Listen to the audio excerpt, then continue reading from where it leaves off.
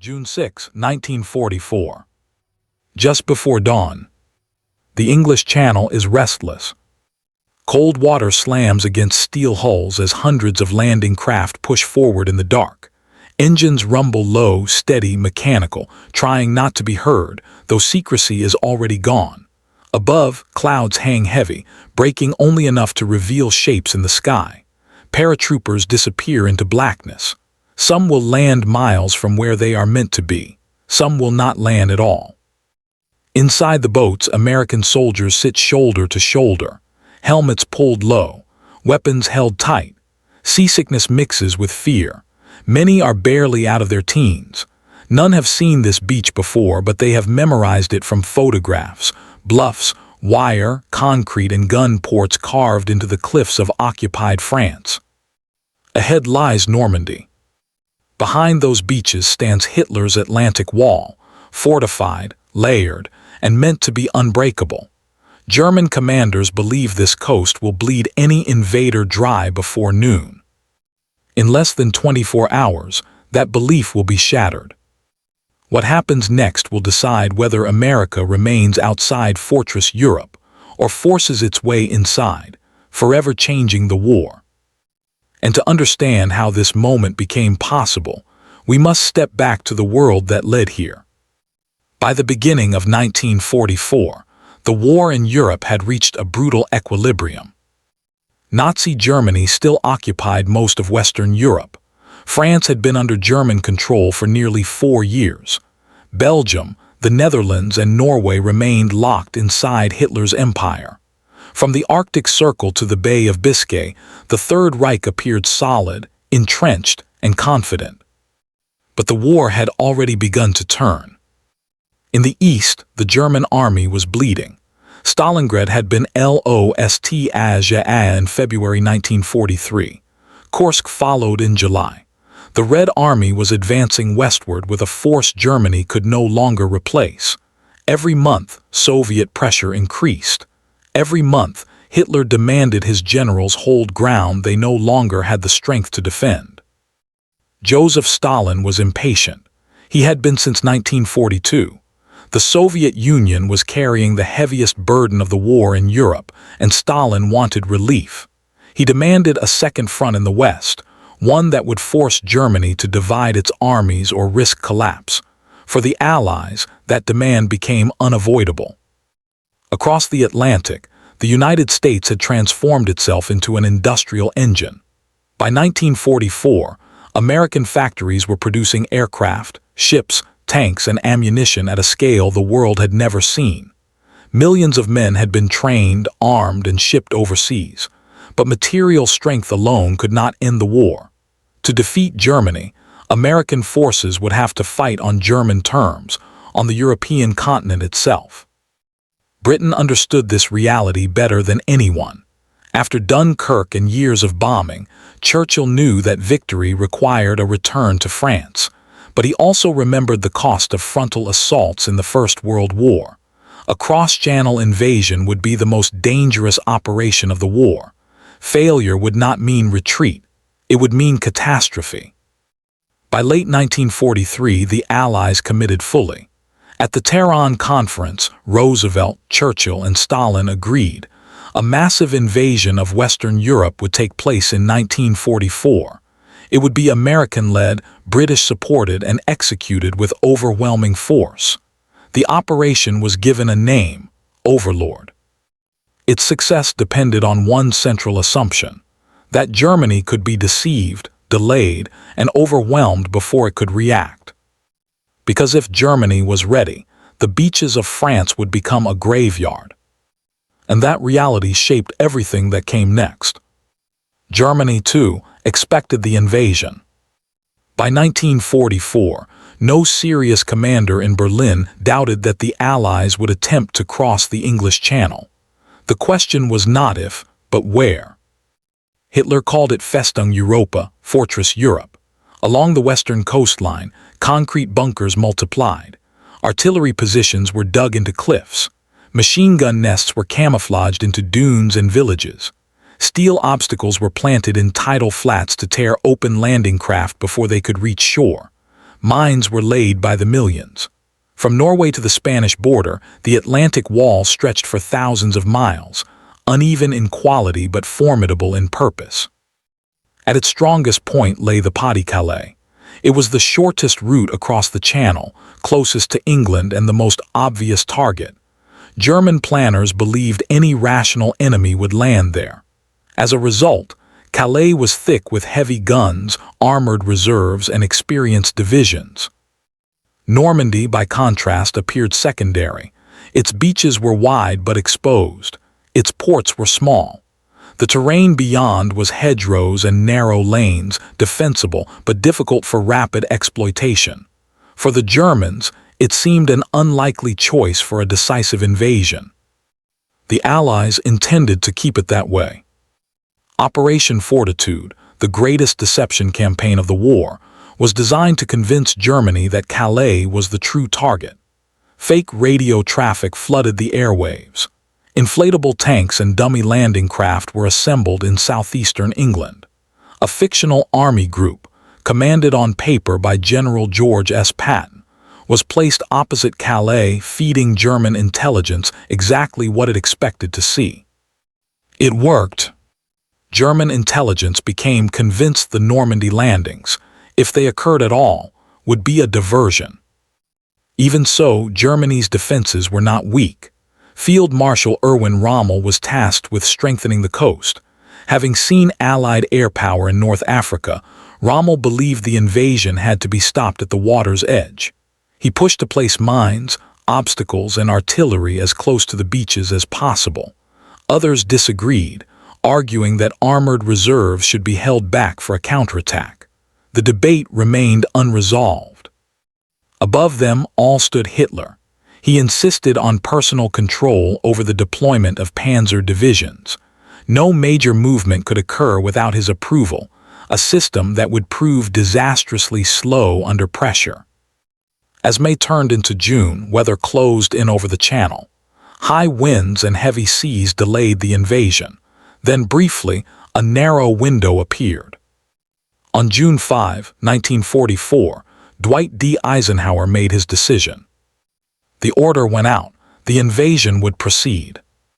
And with that, the final variables narrowed, not to plans or politics, but to men, machines, and the unforgiving geometry of time. June 6, 1944. 06:30 hours. The ramps drop.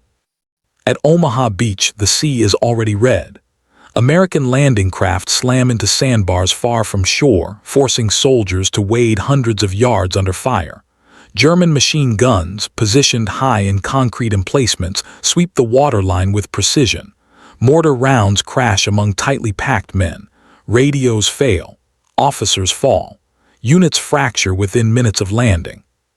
The plan disintegrates almost immediately. Naval bombardment, meant to neutralize German defenses, has overshot many targets. Bombers released their payloads too far inland, afraid of hitting their own troops. The Atlantic Wall remains largely intact. German defenders, elements of the 352nd Infantry Division, are stronger than Allied intelligence predicted, seasoned by years on the Eastern Front. By 07:00, casualties are catastrophic. Entire companies are pinned to the shingle. Men lie flat behind steel obstacles and bodies alike. Some are unable to move forward. Others cannot retreat. For long stretches, no clear command structure remains on the beach. At higher headquarters, the situation is unclear but grim. Reports filtering back suggest failure. General Omar Bradley considers the unthinkable, pulling forces off Omaha entirely and redirecting follow-up landings elsewhere. Further west at Utah Beach, the landing goes wrong in a different way.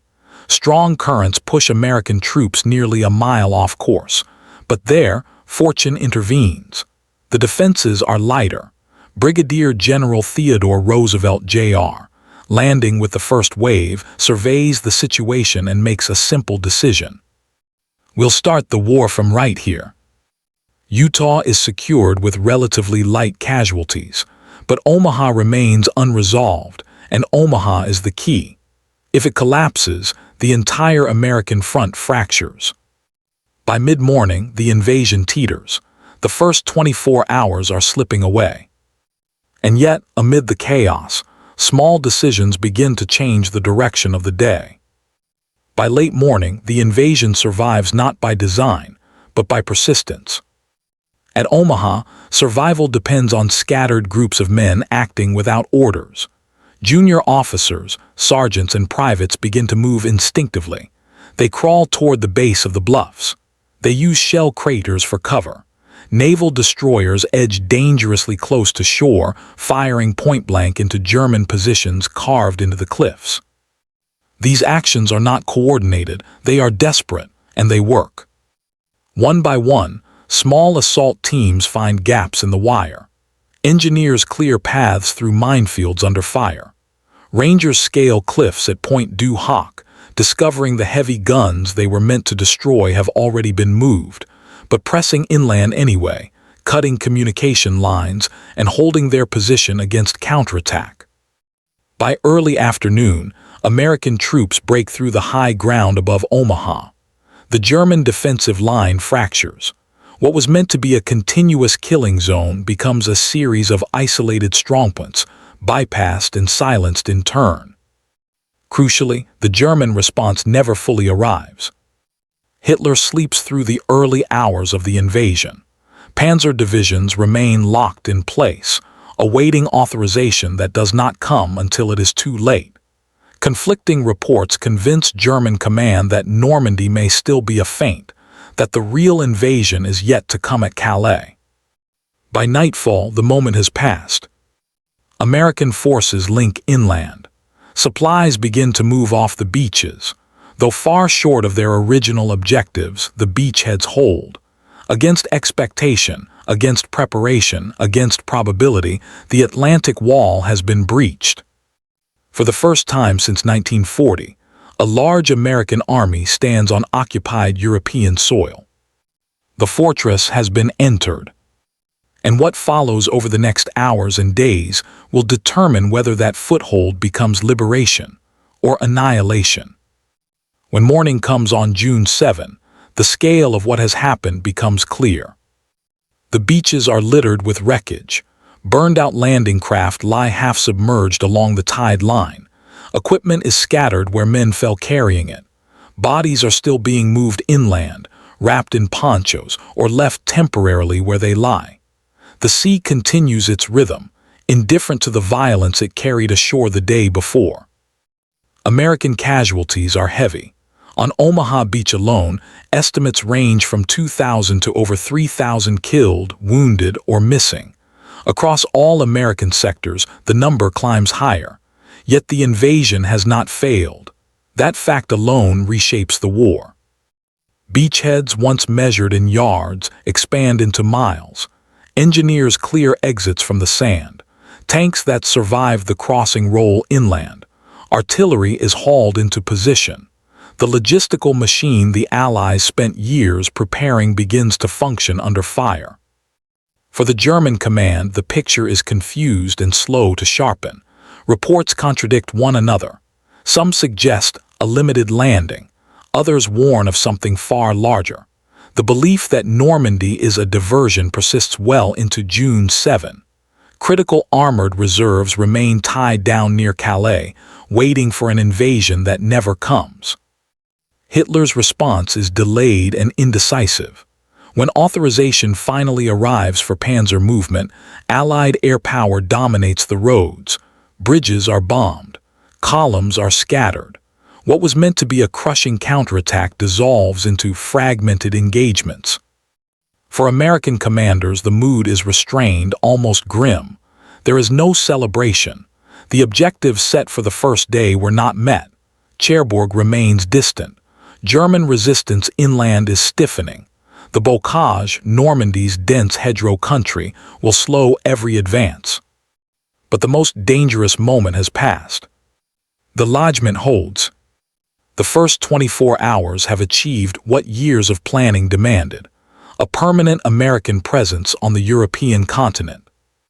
And from that foothold, the war will now move forward, relentlessly. Over the next days and weeks, the initial success at Normandy begins to ripple outward, shaping the course of the war. The beachheads, now secure, become staging grounds for the Allied advance.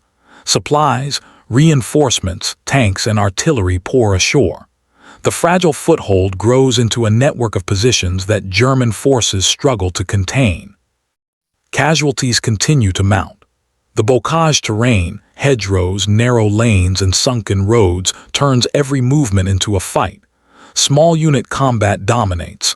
Every farm, every hedge, every village becomes a potential killing ground. Yet despite these challenges, the Allies press forward. The psychological weight of the invasion falls heavily on both sides. German troops realize that their supposed fortress is penetrable, while American soldiers understand that the worst may still lie ahead, but that they now hold the advantage of initiative. Strategically, the consequences are immediate. Hitler, misinformed and overconfident, delays deploying panzer divisions critical to stopping the advance. By the time armored units move, Allied air supremacy disrupts their roads, supply lines, and communications. The Normandy lodgment expands beyond expectation, and the chance to crush the invasion within the first day has passed forever. For the German High Command, June 6 and 7 mark a turning point in both perception and reality. Fortress Europe, once thought invulnerable, has been pierced. Morale begins to falter. Field Marshal Rommel recognizes that without rapid reinforcement and counterattack, the Allies will consolidate their positions and push inland, threatening France, Belgium, and ultimately Germany itself. By mid-June, reports confirm what Eisenhower had hoped. American forces, despite heavy losses, have established a durable presence. The beaches are no longer contested in terms of survival, but in terms of expansion. The psychological shift is as significant as the physical. For the first time, the balance in Western Europe leans decisively toward the Allies. The first 24 hours in Normandy did not end the war, nor did they achieve every objective, but they created the conditions necessary for liberation. America had entered Hitler's fortress, and it would not leave until Europe was free. This realization, stark and solemn, leads naturally to the broader meaning of what occurred. The first 24 hours of the Normandy invasion remain one of the most consequential moments in modern history. In a single day, young soldiers, many barely out of their teens, transformed the course of a global conflict. They crossed an ocean, faced near impossible odds, and imposed their presence on what had been the strongest defensive network the world had ever seen. Their courage was neither theatrical nor celebrated in the moment. It was quiet, relentless, and necessary. The invasion illustrates a profound truth about warfare. Victory often depends not solely on strategy, but on human resilience under unimaginable pressure. Decisions made by junior officers, small unit leaders, and even individual soldiers shaped outcomes just as much as grand strategy and industrial might. Eisenhower's calm decisiveness, Rommel's foresight, and the German High Command's hesitation all intersected in a single, fragile moment. That intersection determined the fate of nations. Beyond military calculations, the landing forced a moral reckoning. Liberation came with destruction. French civilians, often caught between artillery fire and retreating forces, experienced the cost of freedom firsthand. The battle reshaped communities, landscapes, and lives, reminding all that war is both a technical endeavor and a profoundly human one. Ultimately, the first 24 hours at Normandy represent more than a military achievement. They are a testament to the convergence of planning, courage, and timing.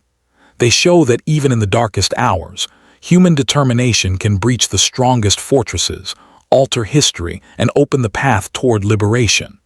The echoes of that day endure, not only in the maps and numbers, but in the legacy of sacrifice, resilience, and the relentless pursuit of a just cause.